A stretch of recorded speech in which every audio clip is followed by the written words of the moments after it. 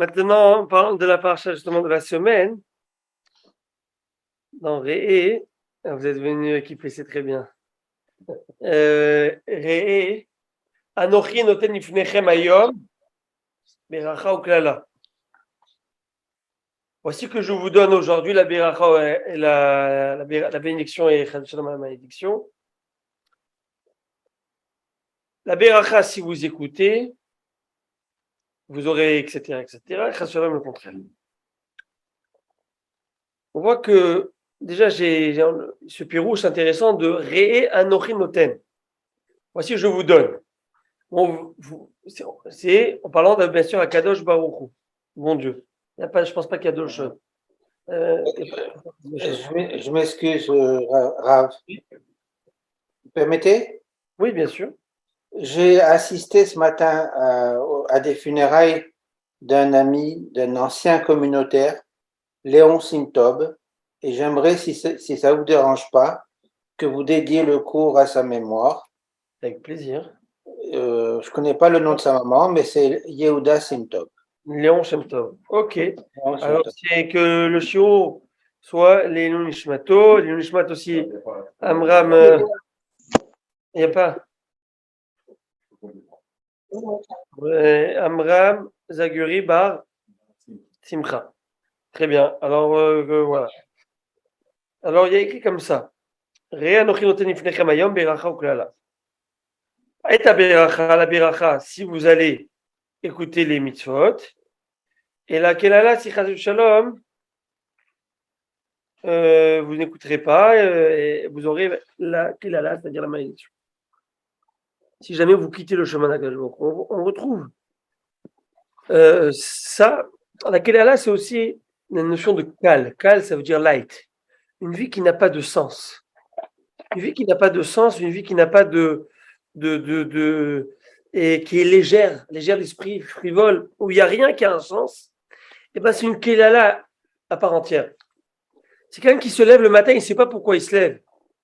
Il ne sait pas pourquoi, qu'est-ce qu'il fait dans sa vie, quel est son but de sa vie, et ben c'est pas une vie.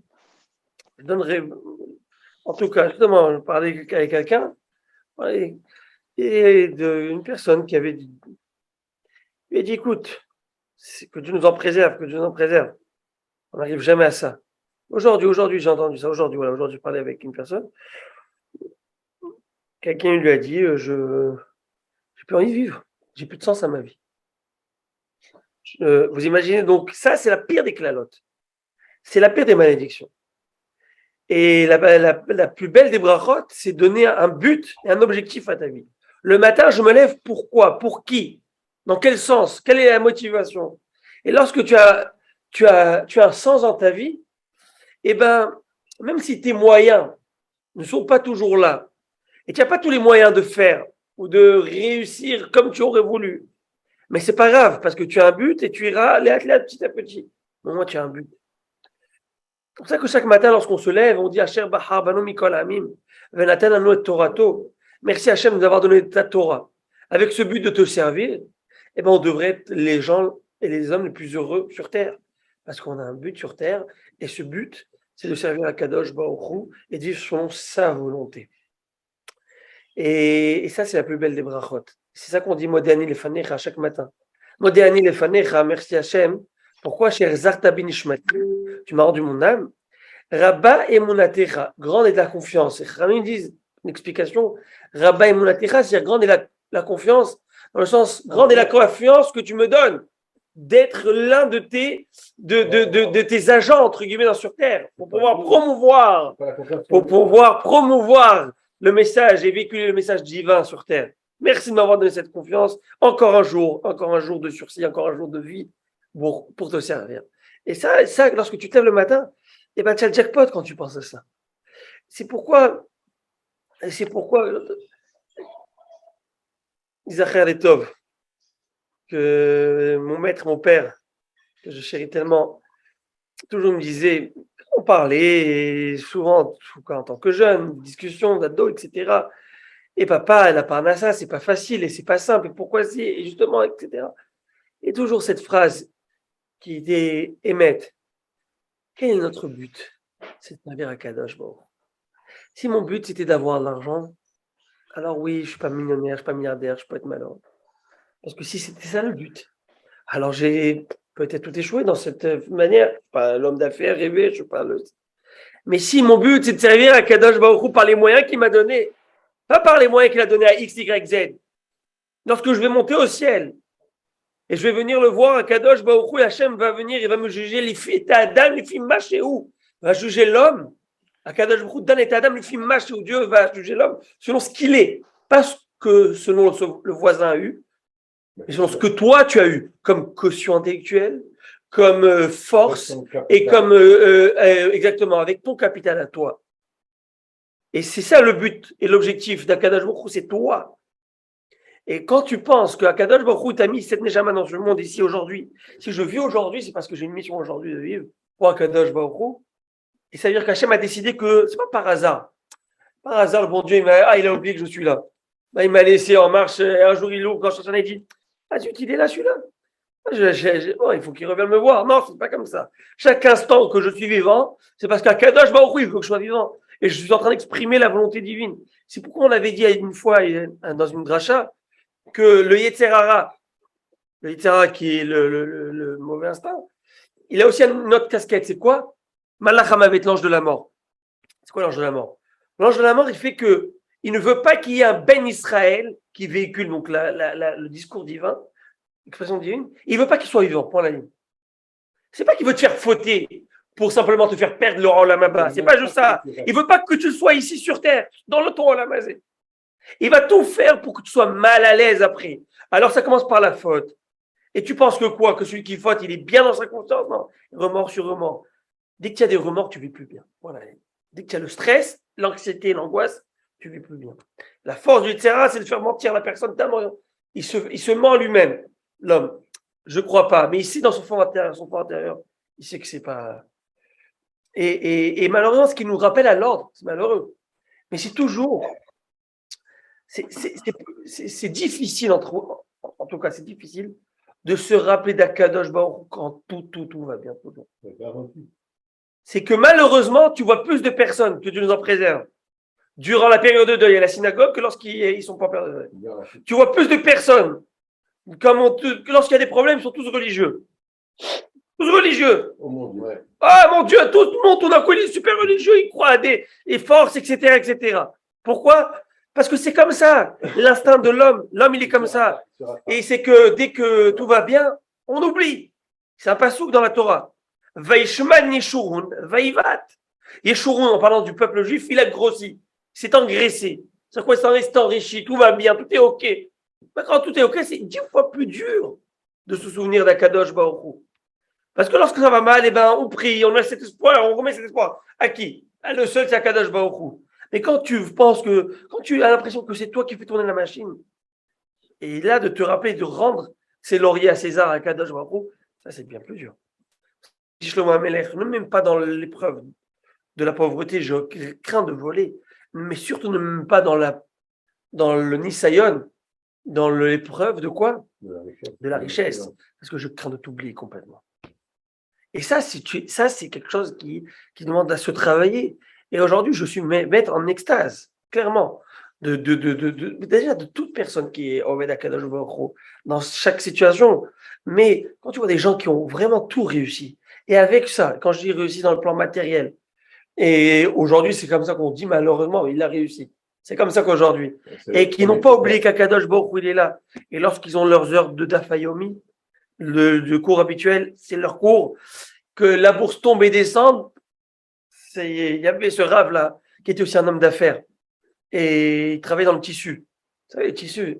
Je travaillais dans le tissu, ça marchait bien. Hein. Vous savez, le schmattes, vous connaissez, je ne sais pas si vous connaissez Sentier. Ah oui. Sentier, ou Turenne, tout ça en France, là-bas.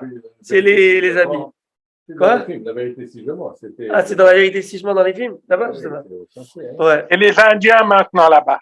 Ouais, Shinto. l'Indien. Alors, en tout cas, Baruch Atah Adonai Eloheinu melech haolam she'akolim v'on. Amen.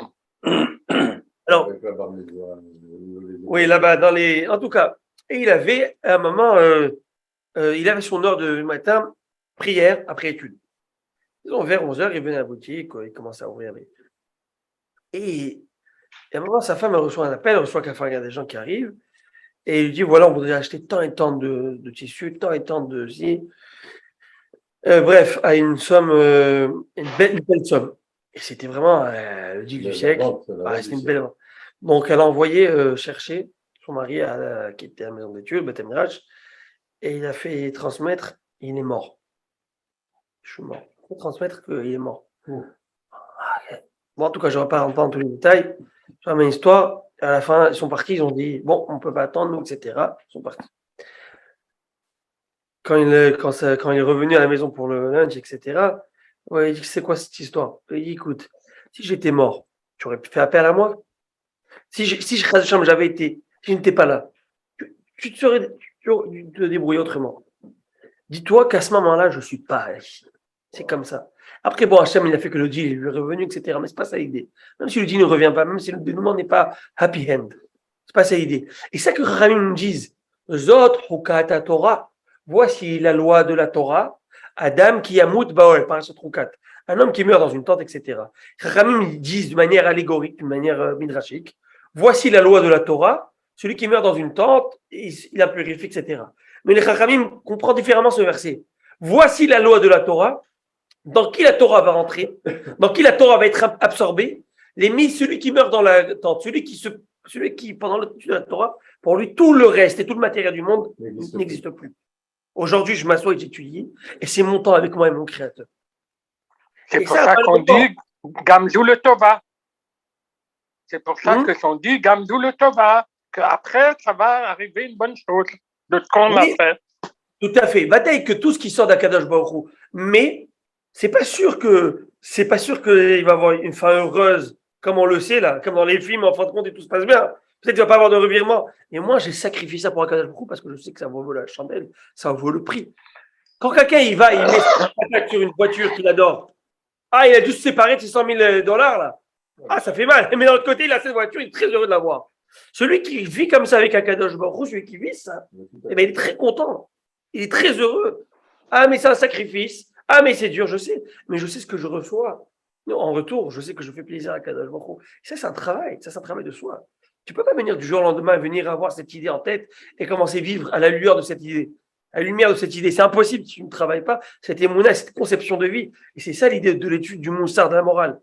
La morale juive, le moussard, a une place centrale dans toute la Torah. Et tout le livre de Devarim, de base, c'est que ça au départ. C'est que du moussard. Parce que si tu n'écoutes pas Shema Beni Moussar Avicha Avaltito Shtorati Mecha, dit le roi Salomon, écoute la morale de ton père et ne t'éloigne pas de la loi de ta mère. Lorsque un papa ou une mère commence à faire la morale à leur fils, est-ce que c'est pour l'enquiquiner, pour l'aider à avancer, pour l'aider à pour l'aider à s'améliorer, etc. C'est pas au contraire pour quelque chose d'autre à Shalom. Donc ça, c'est dans cette approche-là qu'il faut voir les choses. Et Moshe Rabbeinu nous dit au Ham Israël, Rabotai, Re'e, voyez, Anochi. Anochi, c'est aussi, voyez, je vous donne la suite de la phrase, je transmets la veracha de Dieu, mais c'est aussi autre chose. Regardez-moi d'une certaine manière. Si moi je viens et je te dis, bon, il est sympa ce Malkila Delchak, là, il vient, il nous fait la morale, il nous dit tout ça, très cute. Mais qui viennent voir ce que c'est les richesses de ce monde, qui viennent profiter un petit peu de la belle vie, de la dolce vita. Après qu'il me fasse la morale, on verra s'il va me faire la même morale. Elle est bien belle celle-là. Moshe Rabbeinu, il te dit, moi je connais tout.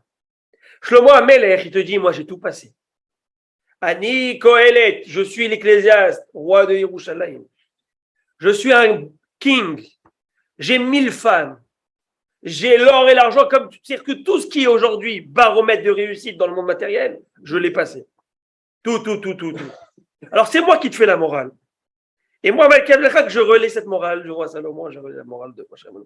Réanochi, intelligent, sage, comme Moshe Rabbeinu, il n'y en avait pas. Shlomo Amelech, est-ce qu'il y en avait? Riche comme eux, il n'y en avait pas. Est-ce qu'il y en avait comme Moshe Rabbeinu qui a eu une mine de diamants que pour lui, lorsqu'il a sculpté les secondes tables de la loi, c'était en diamant. Tout le reste, le bon Dieu va dire, c'est pour toi. T'inquiète. Prends ce qui reste. Ce qui reste, c'est des rois, des 48 carats juste par. Vous comprenez? Richesse, tout. Modeste. Dans tout ça, ça c'est un vrai modeste. Ah, là, ouais. Un mec qui a rien, il est modeste, le pauvre il est modeste, c'est son statut social qui le pousse à être modeste qu'il n'a pas. Mais quelqu'un qui a tout et qui a tout de quoi s'enorgueillir, le gars il est modeste, c'est ça qui te dit, moi j'ai tout réanoché. Regarde, et regarde-moi comme exemple, j'ai tout choisi. Et j'ai choisi la Beracha, j'ai choisi la Torah parce que c'est ça la vraie Beracha. Pas autre chose. C'est ça la vraie Beracha, c'est là que se trouve le vrai bonheur. Tu cherches, te dit l'Ecclésiaste, te dit le livre de Kohelet, à la fin il fait tout. Et après tous ces chapitres où il te dit, à la fin il te dit, au départ en tout cas, il te dit, Evel Avalim Akol Avel. Tout est vanité. Tout c'est, tout ça c'est de l'artifice. Folklore. Tout c'est du folklore. À la fin, il y a une seule chose. Sauf d'avoir, à la fin, Akol Nishma, après qu'on a tout vu. Et Elomira avec une sotav shemo, qui c'est Kol Adam. C'est quoi Kol Adam? À la fin, crains Dieu, fais ses mitzvot. C'est ça tout l'homme. Et bémet entre nous, Rabotai. Au moment les plus difficiles, vers qui on se tourne? Entre nous, vers qui on se tourne? Vers Akadosh Baruch Hu. Il y a des jours comme ça où rien ne va et on va se tourner vers qui? On se tourne à Hachem, s'il te plaît. J'ai besoin de ton aide. Donc, en fin de compte, pourquoi c'est malheureux? Je dis pour moi en premier, pourquoi c'est dans ces moments durs qu'on doit se tourner à Akadosh Baruch Hu? Il ne peut pas avoir ce bonheur que quand tout va bien. Pourquoi durant les vacances, on ne peut pas prendre papa avec nous? Pourquoi c'est que dans la misère qu'on va le prendre avec nous? Pourquoi dans l'opulence, on ne peut pas le prendre avec nous? Et c'est ça que nous dit le Moshe Rabbeinu. Choisissez la Beracha. Pourquoi? Parce que je peux vous dire, c'est la plus belle des choses pour vous. Et pas simplement la Beracha dans le monde futur, c'est pas de ça que je parle. Je parle des Tovlach, j'en ai parlé le jour dernier, aussi à la synagogue, que tu veux la Beracha dans ce monde-ci, fais Torah. Fais Torah et mitzvot. Oui, parfois c'est dur, mais ces sacrifices valent le coup. Valent le coup.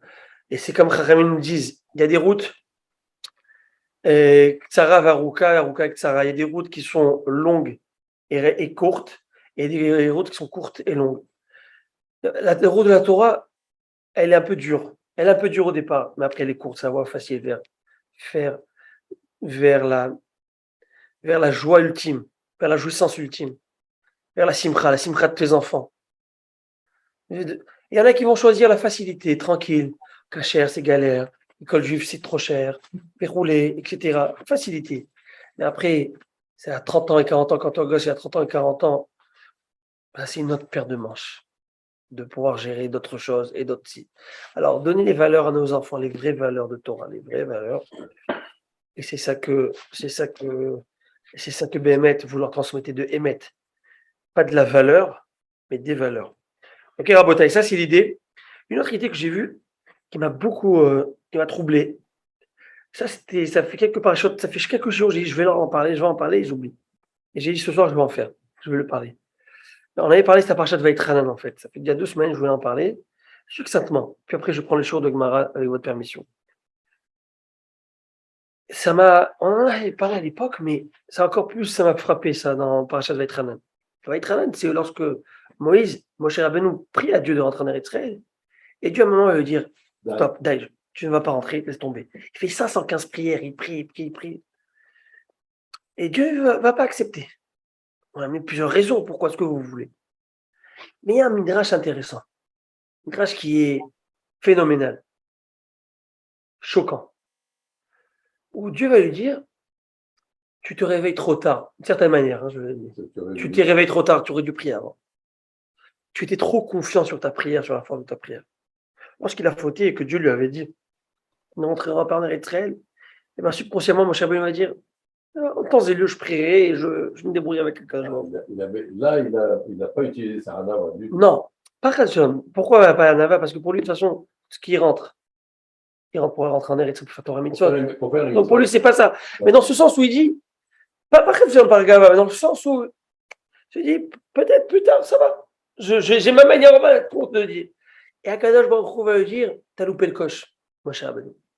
Il y avait un temps propice, il y avait un temps où les portes du ciel étaient ouvertes, et tu as pris entre guillemets tout pour acquis. Je dis avec je mets des gants de velours, parce qu'on parle de mon cher Rabbeinu. Qui suis-je? Qui suis-je? Mais on dit ça juste pour apprendre, parce que même cette terreur entre guillemets, mon cher Rabbeinu, c'est pour nous apprendre des choses, nous, Israël. Et Akadosh Baruch Hu lui dit, il y avait un moment où il fallait prier. eh ben, t'as loupé le coche. C'est fini, trop tard. Comme pour dire, il aurait pu rentrer en lettre, peut-être. Et ça, tu te dis, mais c'est impressionnant. C'est-à-dire que dans la vie d'un homme, il y a des moments propices à des choses où les voies sont ouvertes. Profite et saute dans le wagon tant qu'il est encore temps. Dans tout. Ça peut être dans la spiritualité et même dans la matérialité. Parfois, il y a des deals qui t'arrivent et tu les as pas pris. Et quelques années plus tard, tu te dis, ah, j'aurais dû, comme l'a proposé celui-là, comme il avait proposé, j'ai pas pensé. Ok, cache-brouille te prend. Il t'envoie des deals, encore des deals de matériel, ça va, ça passe. L'argent, ça part, ça vient. Mais dans le deal, dans le spirituel, où c'est un choix de vie, c'est une transformation de ta vie, chaque choix spirituel. C'est un changement de ta vie, c'est un changement de tes caractères, c'est un changement de ta vie familiale, de tout ce que tu veux. Eh ben, il y avait ce deal spirituel. Et si Hashem ne l'a pas pris, ben, parfois, ça ne revient pas. Ah, la teshuva est toujours possible, la teshuva, oui. Mais la teshuva, c'est un retour en arrière, oui, on va dire, il y a un cleaning. Mais tu n'as pas tous ces avantages de cette vie différente. C'est comme un peu dans les chemins de fer, dans les rails. Ok, les rails. Alors, tu peux revenir en arrière, tu peux changer, mais si tu as fait, quand tu as fait un détournement, vous savez, de rails, vous savez, dans les carrefours là-bas, c'est un petit peu, quelques dans les aiguillages, bravo, quelques millimètres pour passer une autre voie. Ah, mais c'est quoi, c'est quelques millimètres? Oui, dans les quelques jours, là, dans quelques semaines, tu vois pas la différence. Mais à destination, tu vois la différence. Ah, va revenir en arrière, ça, c'est toute une histoire. C'est toute une histoire. Et ça, pour moi, ça m'a en tout cas frappé en disant que dans ta vie, il ne faut pas croire que, oui, on relaie ce message, là, tu es possible, ça c'est Vadaï. Mais parfois, il y a des choses qu'on peut rater et il faut s'agripper. Et comme la Gemara va nous dire, c'est comme une salle de mariage, cette vie. Vous savez, hier soir, on était dans une fête. Hier soir, nous étions dans une fête, hein, c'est vrai. Et là, je me suis dit, ah, j'aurais dû manger là, dans le cocktail. Petit shawarma là-bas, il m'avait tapé l'œil, je l'ai pas. Ah, j'aurais avec le petit pain là-bas et l'avocat. Hein, monsieur Znati, c'est pas mal ça. Eh ben, je l'ai pas mangé. Et j'ai pensé à ce truc. Et en rentrant à la maison, j'avais pas de repas, j'avais faim. Sauf qu'à la maison, j'ai au moins un placard et je peux ouvrir, prendre un petit fruit. Non, j'ai très bien mangé, en parenthèse. Hein. Je suis que saturé de saturé. Mais il est heureux. Il est où Isaac il va me prendre, il va.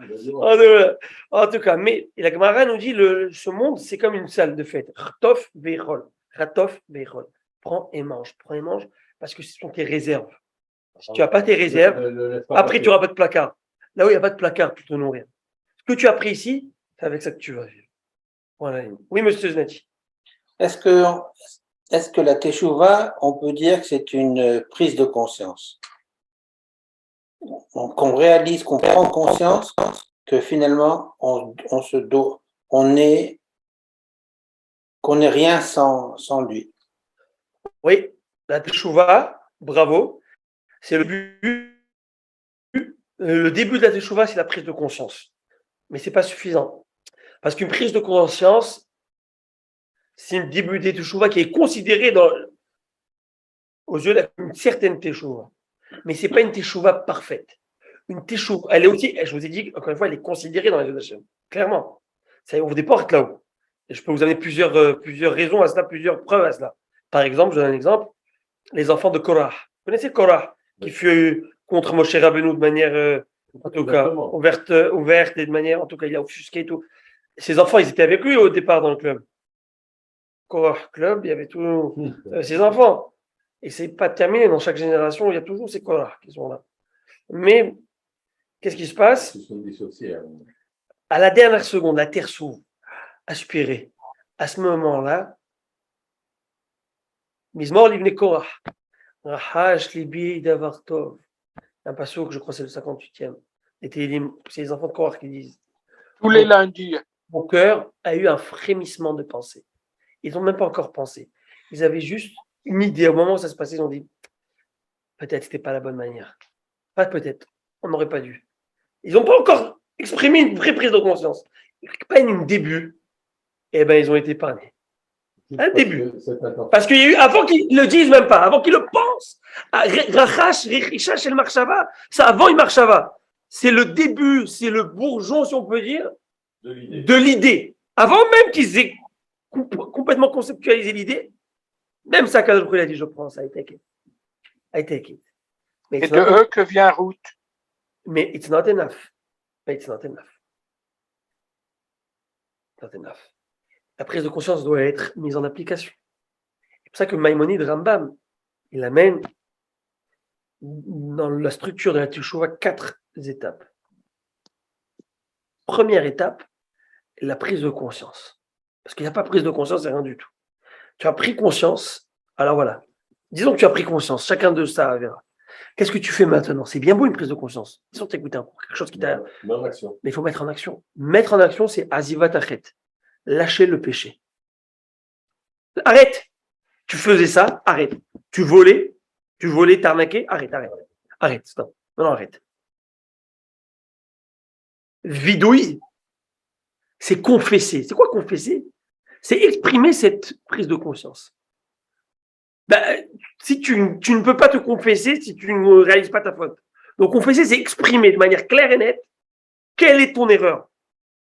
Et en exprimant, tu comprends et tu consommes. Tu extériorises la faute.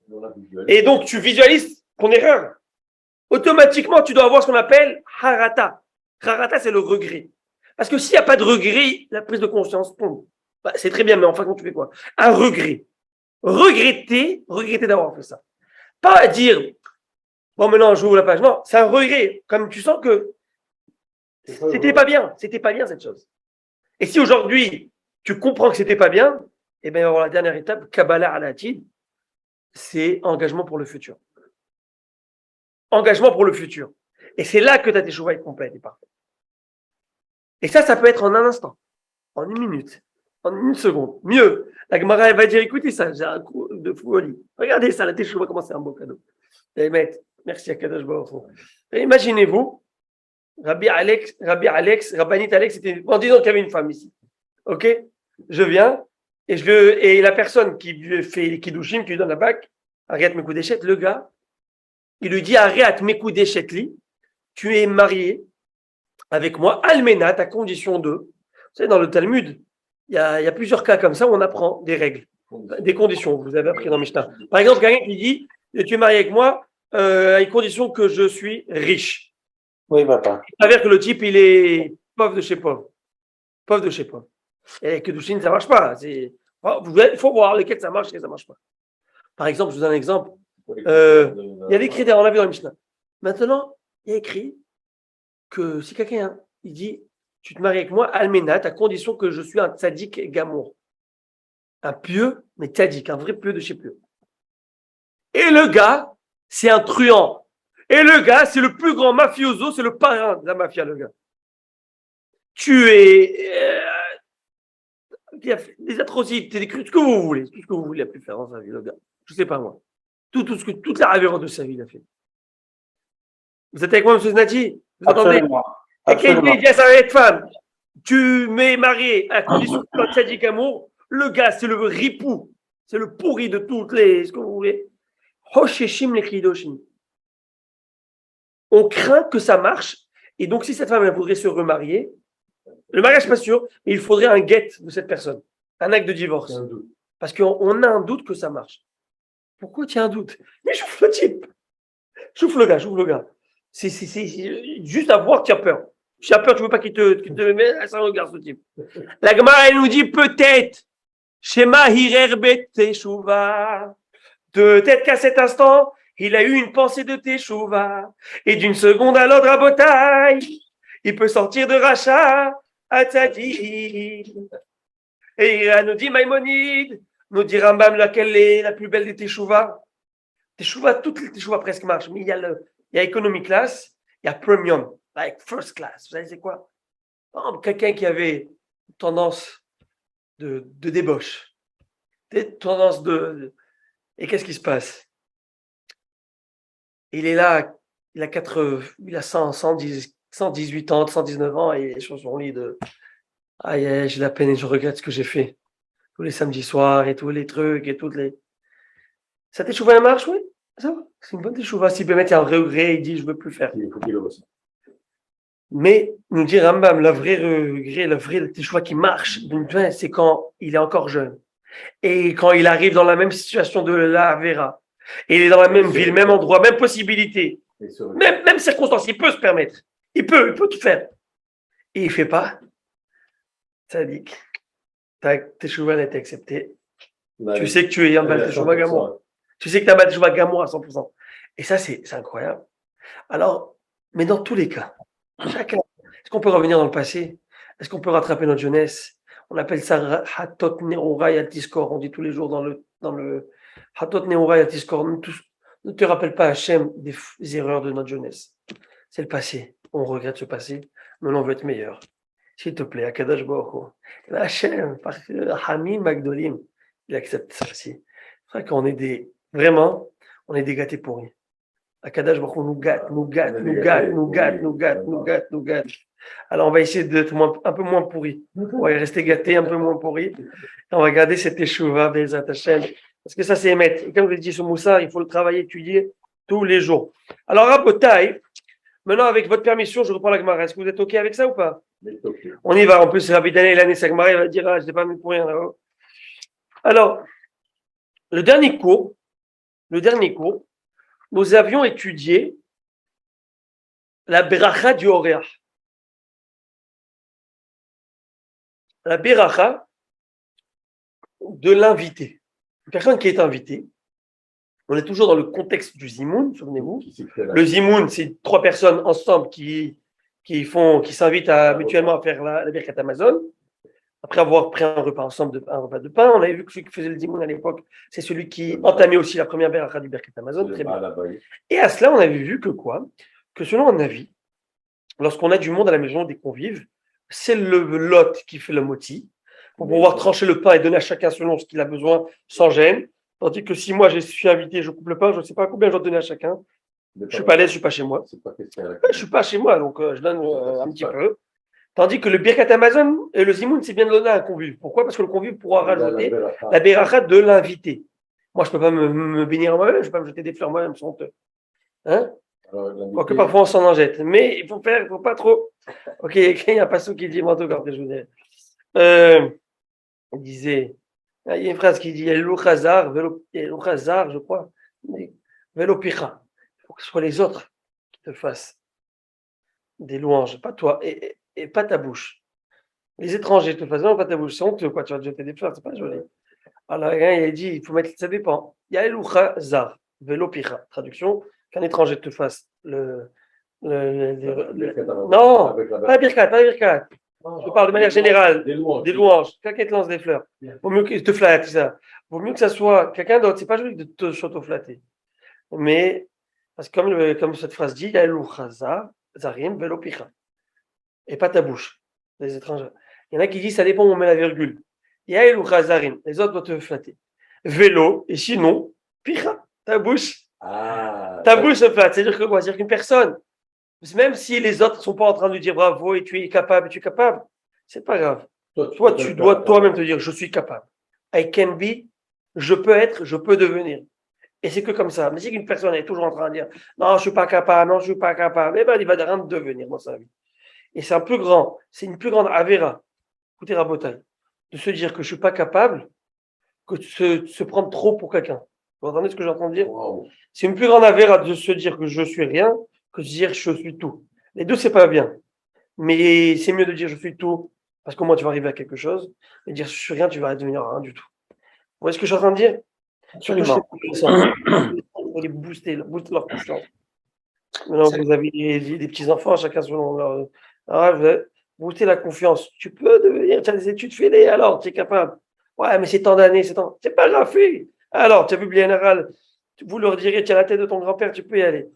Ok, Rabotai. Alors, quand la communauté ne reconnaît pas le travail d'un homme communautaire et elle est ingrate, n'est-ce pas, à ce moment-là, l'homme communautaire peut dire j'ai fait, c'est grâce à moi que j'ai créé cette communauté, j'ai fait.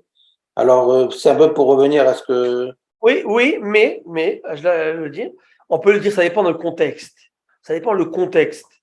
Le contexte, c'est pour appuyer ou je sais pas moi, appuyer quelque chose ou une idée qui est valeureuse. Mais dire pour dire simplement. C'est pour encourager les autres à faire comme lui. Pour encourager, etc. Mais dire pour dire, comment dire, le kavod, l'honneur, la recherche de l'honneur, c'est pas bon. Pas bien de rechercher les honneurs.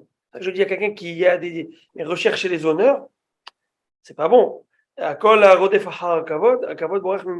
Celui qui recherche les honneurs, c'est les honneurs qui se battent. Et vous verrez que celui qui ne recherche pas les honneurs, c'est les honneurs qui vont aller le rechercher. Ok, vous allez voir des fois des gens, des Talmidei Chachamim, des gens érudits en Torah, ou même dans la communautaire, ils n'aiment pas, ils aiment être très discrets, très tsanois, et c'est à eux qu'on va rendre, on va donner toujours les prix, etc. Tandis qu'il y en a ils aiment montrer. Pourquoi c'est comme ça? C'est le Baal Shem Tov qu'on avait enfermé après Shabbat s'il avait cité quelque chose. Le Rahim Akadosh. Ah, le Rahim. Ouais, ça c'est le Rahim Akadosh. Il avait cité quelque chose et les autres ont dit de quel droit tu as cité sans. Non, il a dit, une fois, il y a un Rav, un Mour qui avait dit un Hidouche, un enseignement au nom du Rabbi Chaim Ben Atta. Et Rabbi Chaim Ben Atta, il a écouté ça, il a dit Chaim Ben Atta. Il ne savait pas que c'était lui. Chaque fois, Chaim Ben Atta, c'est Rabbi Chaim. Alors il a dit, ils l'ont pris, ils l'ont mis très high, ils l'ont mis dans un câble, ils l'ont enfermé.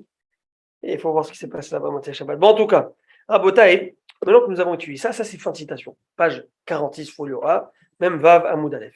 Maintenant, écoutez, là, on va rentrer dans un grumeau halachique. Préparez-vous, Rabotai. Parce que vous êtes prêts? Et je suis très heureux qu'on ait étudié ça aujourd'hui, la semaine dernière. Vous savez pourquoi? Je suis tellement heureux. Parce que la semaine dernière, la paracha que nous avons lue, c'était la paracha du Birkat Hamazon, Rabotai. Ben oui. Et même Rabba Oana en a parlé dans son discours.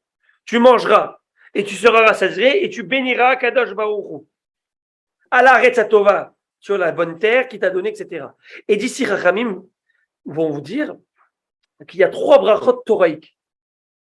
Azan et Takol, Nodelecha Alaretz Valamazon, Rachem Betivne Baruch Hashem Bon Yerushalayim. Une 4e qui s'appelle Atov Ametiv, qui n'est que rabbinique. Et même celle-ci, on va voir que c'est une discussion à l'arrêt, est-ce qu'elle n'est que rabbinique ou pas. D'accord? Mais apparemment, elle a été instituée et instaurée à l'époque de Bétar, quelques années après la destruction du temple. Et il y a une ville qui n'était pas détruite à cette époque, qui s'appelait Bétar, une grande ville qui a été détruite par les Romains et dont les corps n'ont pas eu l'opportunité, le mérite d'être enterrés. Et que 7 ans plus tard, les Romains ont permis. Et les corps n'ont pas purifié, n'ont pas pourri pendant 7 ans dans une fosse commune. Et juste pour ça, les Chachamim ont fait une beracha, bien sûr, que juste pour ça. Pour ça, Tov chez l'Osrichou, en tout cas, Tov chez Lekvourav et Ametiv chez l'Osrichou. Merci Hachem qu'on peut les enterrer, qui n'ont pas pourri, surtout. Maintenant, donc 3, et la 4e, on a vu que c'est rabbinique. Ça, on va voir s'il va être toute une discussion. Et on voit que dans les 3 brachot, la structure de la beracha, première, c'est parler de la nourriture, Azan et Takol, Dieu nous nourrit. Deuxième, c'est nous parler de quoi? C'est parler de la terre d'Israël. Vous avez vu que la terre d'Israël est toujours reliée parce que c'est la terre d'Israël, c'est l'endroit, c'est le palais de Kadosh Baruch Hu. Donc on remercie Hachem pour la terre. On parle aussi à part la terre d'Israël de manière générale, on parle aussi de Jérusalem et la dynastie de David Amelech. Hachem Hachem ben Yerushalayim al Israël Amar, Mashiach ben David Abdecha, Vetivne, Baruch ata Hachem, Bon Yerushalayim, Dieu qui va reconstruire Jérusalem. Ça, c'est les 3 premières bénédictions. Super. Je vous pose une petite question. Écoutez cela. On retrouve apparemment que ces 3 bénédictions sont thoraïques. Pourquoi on retrouve ça, Rabotai? C'est pas moi, on va le voir dans 2 Davim, une Gemara qui dit, c'est un Midrash, qui dit, quand il y a écrit dans la Torah de la paracha de cette semaine, il y a écrit Vachalta, tu mangeras, Vesavata, tu seras rassasié, et Verarta, tu béniras. Donc ça, je veux dire, Berarta, tu béniras sur la nourriture. À la Haretzatova, la terre, c'est la terre d'Israël, etc. Prochain, il faut voir le mot Haretzatova Shanatanach, c'est Yerushalayim, etc. Donc on voit ces 3-là, ils sont dans l'allusion de la Torah. Très bien. Demande ce Rav, qui a écrit un livre, Rishon Netzion. Vous savez qui a écrit ce livre? Dans Rahim Akadosh. C'est écrit dans notre livre d'Alacha, etc. Il pose une question formidable. Je crois que surtout à gagner nous, je dis. Il pose une question, je ne sais pas si je donnerai la réponse maintenant, mais je ne comprends pas. Et j'essaie de comprendre 2 choses. On voit qu'apparemment, selon ce que je viens de dire, selon la Torah, il y a la mitzvah des Birkat Hamazon, c'est ces 3 berachot réunis, oui ou non? Oui. Après ce que je viens de dire. Oui. Mais il y a une autre Gemara, c'est Rav Nachman, putain, qui dit que la première bénédiction, c'est Moshe Rabbeinu qui l'a instituée. La seconde, lorsqu'on est rentré en Eretz Israël, c'est Josué. Parce qu'on parle de la terre, ben lui, il était dans la terre, il a conquis la terre. Et la troisième, c'est Shlomo Amelech et David et son fils Shlomo, lorsqu'ils ont construit Beth Amidash, etc., Yerushalayim, etc. Donc il dit, je comprends pas. Le Rahim Akadosh, une question de folie, il pose. Et attends, dans la Torah, on voit qu'apparemment, il y a les 3 bénédictions, déjà. Donc apparemment, c'est déjà Torahique, ces 3 bénédictions. Alors il dit, je veux comprendre. Quand les gens, à l'époque de Moshe Rabbeinu, ils faisaient quoi? Ils faisaient 3 bénédictions ou ils ne faisaient pas 3 bénédictions? Apparemment, oui, bravo. Mais qu'est-ce qu'on voit? Que Rav Nachman nous enseigne que ça s'est passé crescendo. Que Moshe Rabbeinu, c'est lui qui a institué la première, Yoshua plus tard, quand ils sont rentrés, la deuxième, et David, et quelques siècles plus tard, David est. Alors, il dit, ça ne marche pas. Parce que dans la Torah, on voit qu'il faut les 3, et l'autre, il nous dit, alors, il donne une réponse de Rav.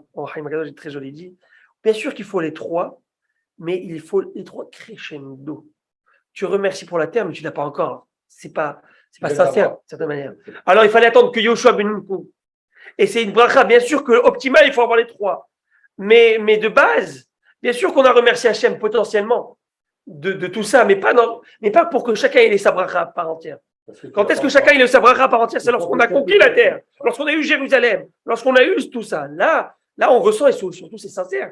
Tu es à Jérusalem et tu dis merci à Hachem de m'avoir donné Yerushalayim, tu dis Hachem merci de m'avoir donné cette terre, etc. Alors, la théorie des Chassidim qui disent qu'il ne faut pas. Quoi? Mais bien sûr qu'il faut remercier Hachem pour la terre. Non, mais. Non, il parle du gouvernement, les Chassidim qui sont contre le gouvernement, pas la terre d'Israël. La terre d'Israël, qui peut parler de la Shonara de la terre d'Israël? La terre d'Israël. Mais pas du tout. La terre d'Israël, c'est Palestine, c'est le palais du roi. C'est le palais du roi. Ça, c'était bon pour ceux de l'époque.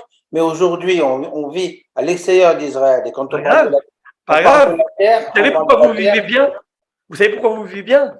Parce que vous avez la terre d'Israël. Parce que vous avez la terre d'Israël, vous avez votre patrie. Parce que que vous le sachiez ou pas, et je le sais, que vous le sachiez, vous me dites, dans votre fort intérieur, dans votre, il y a ce rêve-là d'un jour d'être en Eretz Israël, et pourquoi pas avec vos enfants et vos petits-enfants et toute la famille. Amen. C'est ça le rêve que chacun il a dans son cœur. Parce que c'est là-bas que papa se trouve, c'est là-bas que le Beth Amikdash se trouve. On veut tous, on le dit chaque année. Eshana Abba Yerushalayim. Tous les jours, on dit Hachem reconstruit le Beth Amikdash. Vous ne souhaiterez pas, monsieur Znati, maintenant d'avoir Mashiach, Beth Amikdash et faire vos clics et vos claques? Absolument, mais quand on fait la bénédiction, quand on fait le Birkat Hamazon, dès qu'on parle de la terre, on parle de l'abondance que la terre nous donne. Et de la terre. Et de la terre. Merci de nous avoir donné de cette terre. Que la terre nous donne l'abondance de la terre et la terre, le patrimoine de la terre. Le patrimoine, c'est-à-dire d'avoir cet héritage, que cette terre nous appartient à nous, de nos ancêtres comme héritage. Merci à Hachem d'avoir donné à nos ancêtres ce patrimoine. Mais si la terre est aride, sans pluie, etc., elle n'aura rien, cette terre-là. Donc on reconnaît que ça vient d'en haut. Oui, la terre et bien sûr tout ce qui va avec. C'est pour ça qu'on remercie Hachem pour Amotil Haminaret, nous avoir donné de ce qui sort de cette terre. On remercie Dieu pour la terre même et vous voyez, j'allais dire en Eretz Israël aujourd'hui, regardez, laissez tomber les céréales, laissez tomber les poivrons, les tomates cerises, tout ce que vous voulez. Que juste le champ gazier là, le gaz là qu'ils ont trouvé qu'ils ont fait avec l'Union européenne, ils ont fait le contrat qu'ils vont payer le gazoduc. Mais en tout cas, juste regardez, je t'abarre chez moi, à tout en Eretz Israël. Aujourd'hui, Israël, en termes géopolitiques, c'est tout un levier. Parce que maintenant, avec l'histoire de la Russie, c'est. Kadosh Baruch Hu, c'est ce qu'il fait, chouïa. On vit l'ère messianique. On l'a vu. Comme disent toujours au Maroc, blati chouïa, ça arrive. Ça arrive petit à petit, on la sent. Même dans la Gada, on le dit cette année ici, l'année prochaine. Cette année, exactement. Et vous savez, nous dit le Benishai, ça reste entre nous. Mais ce qui reste entre nous, ce n'est pas le Hidush Benishai, vous pouvez dire, mais en tout cas, la manière que je vais le dire, c'est que le Shana Abba, on dit chaque fois, c'est le slogan, Shana Abba et Yerushalayim. C'est le slogan, oui. Le slogan de tous sionistes qui se respectent aussi, on est tous sionistes. Celui qui me dit, mais je suis sioniste tous les jours, 3 fois par jour, je prie, je supplie à Kadosh Baruch Hu. Ce gouvernement, je prie que dans les élections, ça marche bien, en tout cas. Mais un gouvernement qui accepte d'avoir des terroristes, etc., ça c'est une autre chose, une autre discussion. Avec Mashiach, ça va marcher, ça? Non. Vous croyez que ça va marcher? En tout cas. Ils vont abdiquer. Mais c'est pas qu'ils vont abdiquer, c'est qu'ils vont reconnaître la grandeur du Ham Israël, c'est tout. La grandeur du Ham Israël, en tout cas. Alors pourquoi je dis ça? C'est que dit le Benishai, Ça, c'est quelque chose qui est dur. Hein. Il dit les Shana Abba Birushalayim. L'année prochaine, Yerushalayim. C'est pas bon ça. On doit dire cette année à Yerushalayim. On met toujours au lendemain. Si on vous demanderait à moi en premier, prends tes clics et tes claques, fais tes valises, on est Israël maintenant. Prépare-toi au Mashiach, il arrive. Écoute, ne me prends pas comme ça, là, sur le mot. Laisse-moi liquider les affaires. Laisse-moi, la petite, elle doit terminer graduée. Justement, il reste 2 ans pour terminer la maîtrise et le doctorat. Faut pas exagérer, là. Laisse-moi un petit pécule de côté. Après, bien sûr, j'ai envie. Dit le Ben Ishraï. Esther Amalka dit Eli Eli lama azavtani, mon Dieu, pourquoi tu m'as délaissé? Rachok mi yeshuati, divrei shagati. Mon cri, le cri de ma détresse était trop lointaine. C'est quoi le cri de ma détresse? C'est-à-dire quand je dis Shana Abba Birushalayim, elle est trop lointaine, elle est trop mise au futur. Il faut qu'elle soit dans un présent. Ashana Ali Yerushalayim. Et s'il faut, on prendra nos clics et nos claques et on ira. Et lorsque tu revis ça, Bémet, ça c'est, en tout cas, c'est toujours, on dit c'est un grand sioniste. Et ma grande question pour tous les plus grands sionistes, c'est pourquoi ils sont encore là? Ça, c'est la question. D'avoir cette envie. Alors, chacun avec ses difficultés, chacun avec sa mission, chacun avec ses difficultés, la vérité. Et chacun avec son zéchoud. Mais c'est un zéchoud de rentrer en Eretz Israël. Et de rester en plus. Vous savez, j'ai appris dernièrement qu'il y a beaucoup de retraités, surtout français, qui sont repartis en France. Vous savez pourquoi? Avec le cours de l'euro. À l'époque, avec, disons, ils faisaient 1500, 1300 euros, je ne sais, ça leur donnait à l'époque, des années, c'était 5,50. Donc, tu avais 5, 6, 7 000 shekels. Aujourd'hui, avec le prix du marché là-bas, de manière générale, le coût de la vie, et à part ça, l'euro qui est arrivé comme le dollar, alors ça fait, il y en a beaucoup, j'en ai parlé, qui sont revenus en France pour vivre avec leur pension, et c'est plus facile. J'étais surpris. En tout cas. Maintenant, pourquoi tout ça? La camarade nous dit Adechan Birkat Azimoun. Et là, Rabotai, vous allez écarquer les yeux. La camarade pose une question. Jusqu'à où s'arrête la limite du Zimoun? C'est où que le Zimoun s'arrête? Non, le Zimoun, lorsqu'on dit Zimoun, Rabotai Nevarer, cette fameuse invitation, c'est où que ça s'arrête, le Zimoun? Alors, comment ça? Vous connaissez votre Zimoun bien tranché. Rabotai Nevarer. Nevarer Shachanu Michelo. Jusqu'à où nous on connaît Nevarer Shachanu Michelo, Baruch Shachanu Michelo, pour vous apparemment, là le Zimoun se termine. Eh bien, c'est pas si simple que ça, écoutez. Mahloket, une grande divergence d'opinion entre Rav Nachman et Rav Shechet. Et là, vous allez tomber des nues. Rav Nachman, ça va être clair pour vous. Mais Rav Shechet, c'est incroyable selon l'explication de Rashi, pas selon l'explication de Tosfot. Selon Rashi, la Gemara demande c'est où que s'arrête le Zimoun, c'est quoi c'est où que s'arrête le Zimoun. Lorsqu'on fait Zimoun, je vous ai dit qu'à l'époque on disait à haute voix, on fait le Zimoun, c'est où que ça s'arrête le Zimoun? Quand les convives ont répondu. Mais c'est où? Eh bien il te dit, c'est selon Rav Nachman, comme on fait aujourd'hui, Yishem Adonai Mevorach Matav Dolam, que le nom de Shem soit le nom de merci Hachem, bref, comme le Zimoun d'aujourd'hui. Nevarer Shachanu Michelo, Baruch Shachanu Michelo, ça s'arrête où on le connaît aujourd'hui. Selon Rav Shechat, non. C'est où que s'arrête le Zimoun? Baruch Ata Hashem Poter Itadei Ramaz Bechol Baruch Ata Hashem Azan et Akol. À la première bénédiction, c'est là que s'arrête le Zimoun pour lui. Et selon Rashi, c'est ça. Nous, Rabbi Maurice me dit, mais on a déjà entamé le Birkat. Pour lui, cette première Beracha, elle fait partie du Zimoun lorsqu'il y a un Zimoun. Et selon Rashi, et Tosfot pose une question à Rashi, il dit, mais qu'est-ce que tu racontes de Dieu? Je t'adore, Rashi. C'est mon papy, c'est ce que tu veux, je t'aime beaucoup, mais ça marche pas, c'est une bracha intégrante du Birkat Amazon. Et quoi, lorsqu'on est deux, on zappe la première bracha? Alors voilà. C'est ça qu'il demande Tosfot à sur Rashi. Il dit, mais c'est quoi ce que tu racontes? Oui. L'idée de Zimoun. Qu'est-ce que ça veut dire Zimoun de la Zimoun? C'est comme si c'est une invitation à faire Birkat Amazon. En groupe, avec un oui, alors minimum. Alors, une introduction, c'est pas un développement, c'est une introduction. C'est pas que l'introduction. Je vous invite à louer avec moi Kadosh Baruch Hu, je vous ai dit. C'est pas un jour que celui qui faisait le Zimoun, c'est lui qui faisait tout le Birkat Amazon, tout le monde écoutait. Aujourd'hui, c'est différent, mais c'est pas grave. Mais c'est la même idée. On est en train de louer à Kadosh Baruch Hu. Donc, il n'y a pas, dans le Zimoun, je vous donne, on va dire, je vous mets le pied à l'étrier, selon Rav Shechet.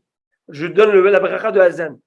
Et ça tombe bien parce que c'est Moshe Rabbeinu qui a institué cette bracha, on l'avait dit tout à l'heure, et c'est lui qui a dit, on l'avait appris ensemble, louer Dieu avec moi. On a pris d'ici qu'il faut 3. 2 plus 1, lui.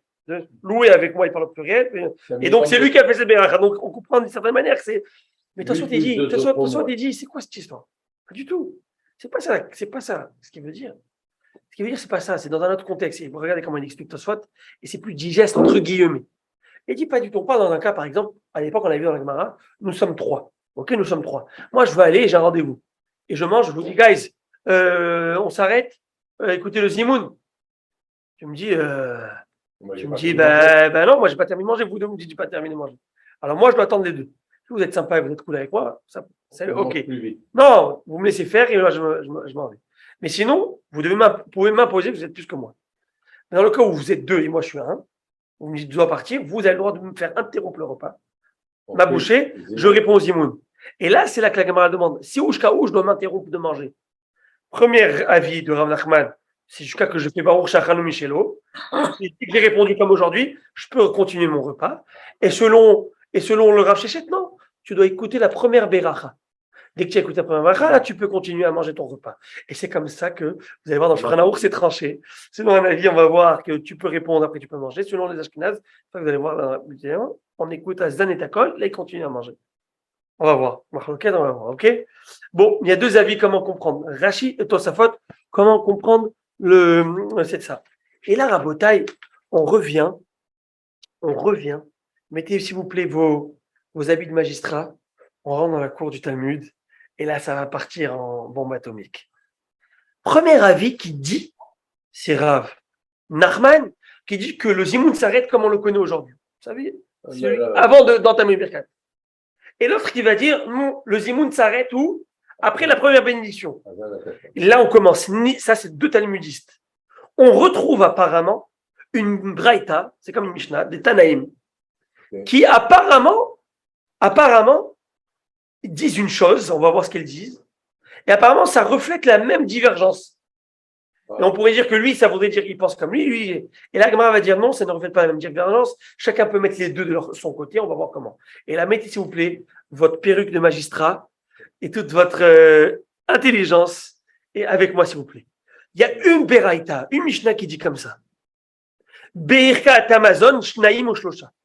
Le Birkat Amazon peut consister ou de 2 bénédictions ou de 3. Ça dépend. Et il y a une autre qui te dit, non, elle peut consister ou de 3 ou de 4. À l'heure d'aujourd'hui, dès que je lis ces 2 Mishnayot, un qui dit que Birkat Amazon peut être ou de 2 ou de 3, on va l'expliquer. Il y en a qui te disent ou de 3 ou de 4. On est toujours dans cette idée-là que Atov et Amétiv, vous savez, cette dernière Beracha qu'on avait dit, elle est que rabbinique. Donc maintenant, on reste dans une phase thoraïque. On pensait peut-être que celui qui pense que le Birkat Amazon peut être que de 2 ou de 3, c'est quoi 2 ou de 3? C'est pas possible, 2 ou 3. Et bien en fait, c'est selon l'avis de Rav Shechet, qui pense que Birkat Amazon, le Zimoun s'arrête à la première Beracha. Et bien c'est très simple. Si nous sommes 3, on aura fait combien de Beracha ensemble? 3. Et si nous sommes que 2, il n'y a pas de Zimoun, et bien qu'est-ce qui va skipper? Tout le Zimoun et la première Beracha. Ça fait que le Birkat Amazon consiste de combien de Berachot? 2 seulement. 2, parce que j'enlève la dernière que j'ai mis de côté. Elle est que rabbinique. Donc voilà l'avis de Rav Nachman, ça rentre bien ça correspond avec cette Mishnah. Et l'autre qui dit 3 ou 4, c'est quoi 3 ou 4? Non, ça ne dit pas 3 ou 4. 3 ou 4, ça veut dire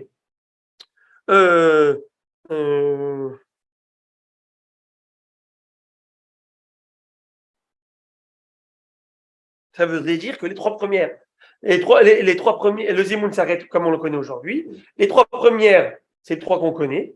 Et s'il y a un Zimoun, il y a un Nevarech en plus. Vous voyez ce que je veux dire? Ça fait 4, ça fait comme une Beracha. En enlevant la première. Moi, il n'y a pas du tout. Chacun, pour Rav Nachman, Rav Shechet, va se mettre chacun de son côté. À Botaï, je ne vais pas développer plus, parce que sinon on va entrer dans une spirale qui ne se terminera pas tout de suite. Et je vous ai dit que c'est aujourd'hui le dernier jour de la saison, sinon vous n'allez pas dormir de la nuit. Vous n'allez pas dormir, ça va vous faire travailler. Et vous allez me demander de rester. Avec grand plaisir. Mais c'est madame qui ne va pas être. Alors à Botaï. Voilà, on a vu, on a fait le sujet, on est rentré dans le sujet sans complètement entrer, parce que là, c'est peut-être un bon 35 minutes juste, direct, pour pouvoir comprendre chaque avis. Et Sabine Neder, on le fera plus tard. Alors, à Botaï, je dis aujourd'hui, c'est le signe de toute cette saison d'études de quelques mois. Et on ne s'interrompt pas. On fait simplement une petite virgule. Il n'y a pas de point. C'est une petite virgule qu'on va reprendre après, Bezrat Hashem. Une pause. Et en santé, on se retrouve tous en santé, Bezrat Hashem. Voilà. Et s'il y a un moment où vous êtes bad mood, comme on dit, vous avez besoin un peu d'études, quoi que ce soit, appelez-moi, on fera individuellement. Alors, je vous embrasse très fort et je vous souhaite, que de bonnes choses. Yes.